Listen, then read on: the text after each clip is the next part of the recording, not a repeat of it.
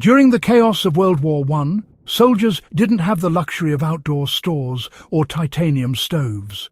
Their survival depended on what they could carry, build, or adapt on the move. In muddy trenches, frozen forests, and desolate plains, the men who served learned how to turn minimal equipment into maximum function. Many of the so-called modern survival tools and camping systems we rely on today, the modular cookware, the collapsible stoves, the multi-purpose blankets, actually originated from the desperate innovation of soldiers who had no choice but to make the wild livable.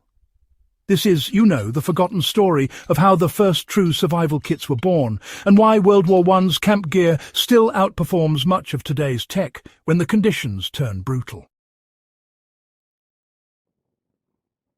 Soldiers didn't just fight the enemy, they fought the elements. When people think of World War I, they often picture trench warfare and artillery fire.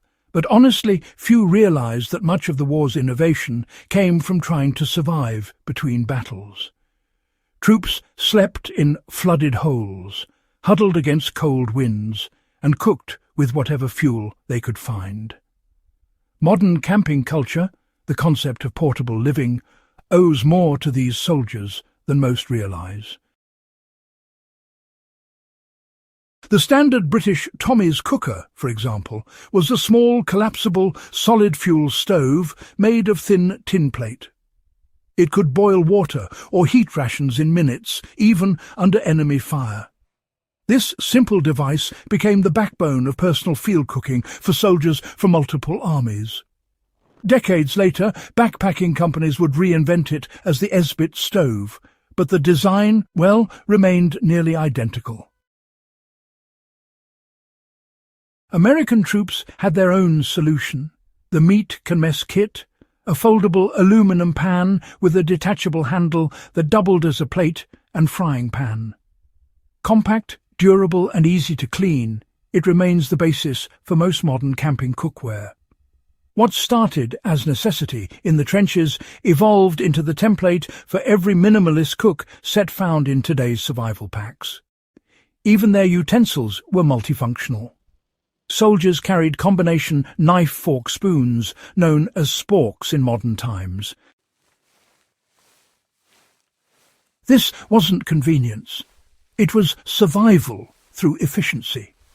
Every ounce mattered when you were hauling a rifle, ammunition, and a full kit across muddy terrain. The trench blanket and the poncho were the first modular sleep systems. Sleeping gear in World War I was more about endurance than comfort. The soldiers who managed to stay alive in the cold didn't do it with thick sleeping bags. They did it with layered, multi-purpose gear. The wool blanket was the cornerstone of that system. Made from tightly woven, lanolin-rich wool, it repelled moisture, trapped heat, and stayed warm even when wet. Many soldiers would wrap their blanket in a ground sheet or waterproof poncho, creating a primitive bivy sack. The design was so effective that it became standard military issue for decades after the war. This system could transform from a sleeping bag into a rain shelter or improvised stretcher, something that's echoed in today's modular sleep systems and ultralight bivy designs. A simple tarp and blanket setup, just like the ones copied from the trenches of the First World War, can still outperform many synthetic sleeping bags when paired correctly.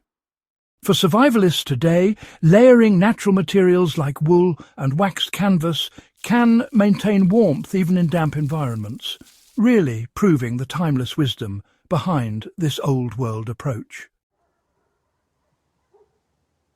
Soldiers used ingenious fuel sources and self-sustaining cooking methods. When supplies ran low, they became true masters of improvisation. Fuel wasn't always available, so they used anything that would burn: solidified alcohol tablets, dry peat, animal fat, or even bits of cord soaked in grease.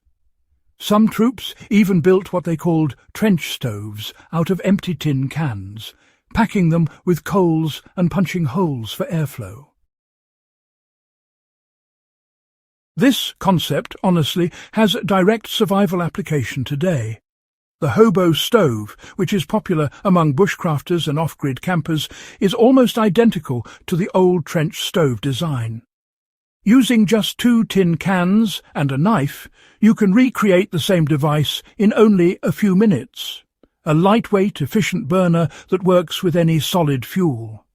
And even more fascinating is how they handled ration heating. Soldiers would boil water for tea and sterilization, but they also reused that same water to warm canned food, clean their gear, and soak bandages. Nothing, absolutely nothing, went to waste. Modern preppers. You know, they call this closed-loop resource use, but back in 1915, it was just the only way to make it through another day without resupply.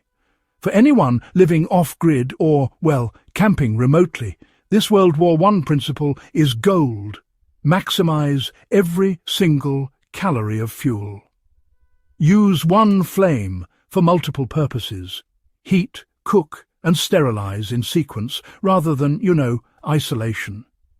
It's not high-tech, it's high-efficiency learned the hard way. The haversack system, believe it or not, taught modern backpackers how to pack smart. The average World War I soldier carried his whole world on his back rations, clothing, tools, medical supplies, and, of course, a rifle. There was just no room for excess.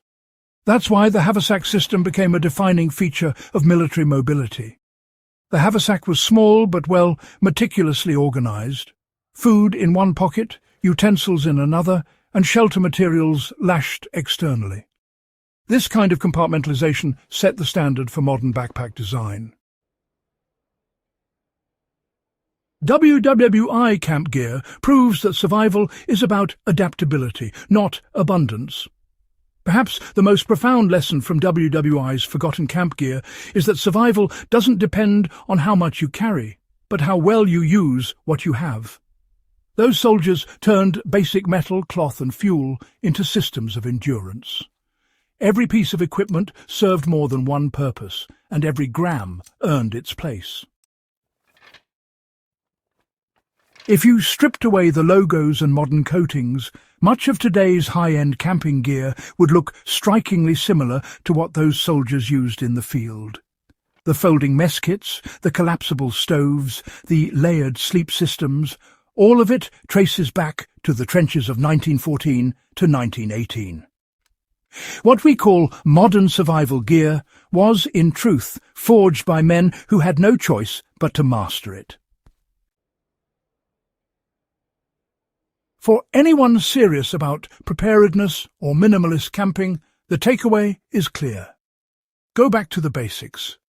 Learn how to cook with a single flame, sleep with layered insulation instead of luxury padding, and repair your own gear.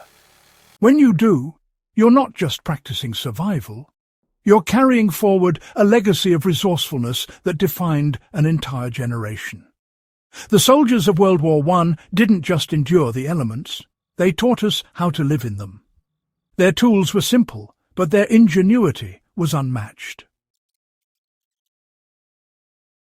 If you found this exploration valuable, don't forget to subscribe to Echoes of Valor and share this with fellow history buffs and survivalists. The more we study the past, the better prepared we become for the future. And the camp gear that saved lives over a century ago might just do the same again.